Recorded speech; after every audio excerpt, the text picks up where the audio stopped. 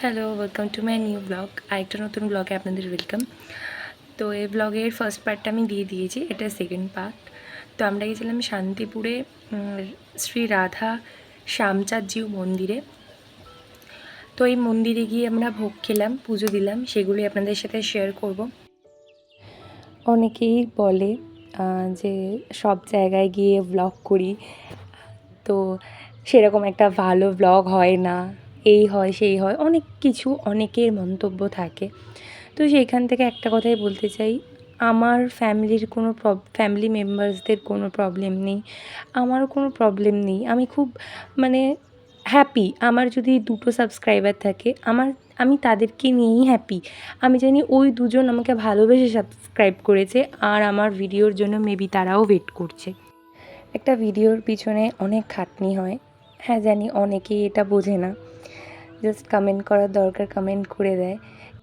যে 4-5টা কথা বলতে বলতে আপনাদের দেখাতে ভুলেই গেছি, দেখে নিন।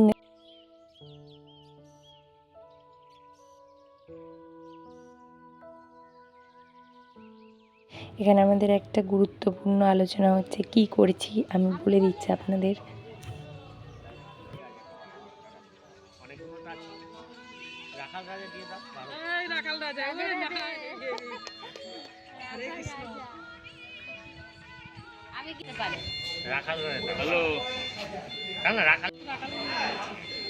আপনাদের মনে কোশ্চেন আসতেই পারে আমরা কী ব্যাপার নিয়ে কথা বলছি। তো মায়াপুর থেকে কেনা গোপালের এখানে প্রতিষ্ঠা হয়েছে, জীবন প্রতিষ্ঠা করে তারপর নিয়ে আসা হয়েছে।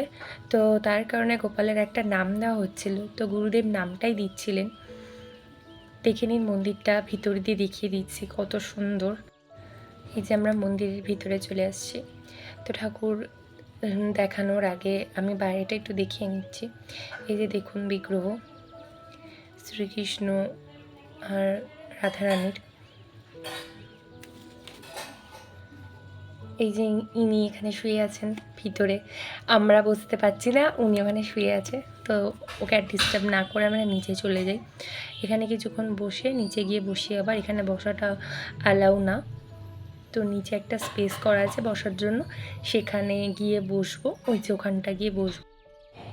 যেমন কিছু মানুষ আছে যাদের কাছে শুনেও অনেক খারাপ লাগে যে ভিডিও এর মতন করতে পারছি না, ওর মতন করতে পারছি না, কিন্তু কোনো না কোনো জায়গায় মনে হয় আমি আমার মতন ভিডিও করছি, আমি আমার মতন ভিডিও দিচ্ছি, আমি যেমনই দিই না কেন সেটা আমি আমার মতন গুছিয়ে দিচ্ছি, কাউকে কপি করে না।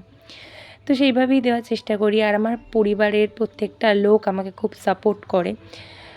তো আমার ওই দিক দিয়ে আমার মন খারাপ হয় না। আমি প্রত্যেক সময় যেখানেই যা করি, যেইভাবেই যাই, আমি দেওয়ার চেষ্টা করি। দেখুন এখানেও অনেক আশেপাশে মন্দির আছে, কথা বলতে বলতে আপনাদের বলতে ভুলেই গেছি। এই যে দর্শন করে নিন আপনারা। এখানের গল্পটা লেখা আছে ছোট করে, তো পজ করে ভিডিওটা দেখে নিতে পারেন।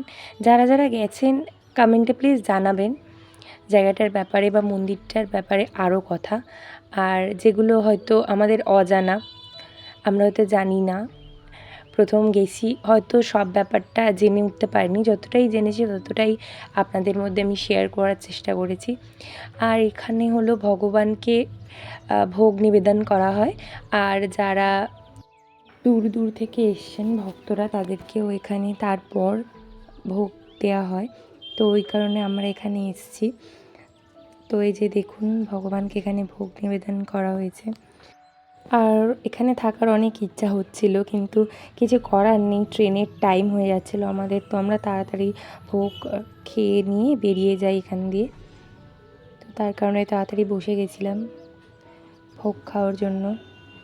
জেঠু, জেঠিমা, আমি, দিদি আর একটা জেঠিমা গেছিলো। এই যে ফার্স্টেই প্লেট দিয়ে দিয়েছে, তারপর এখানে ভাত,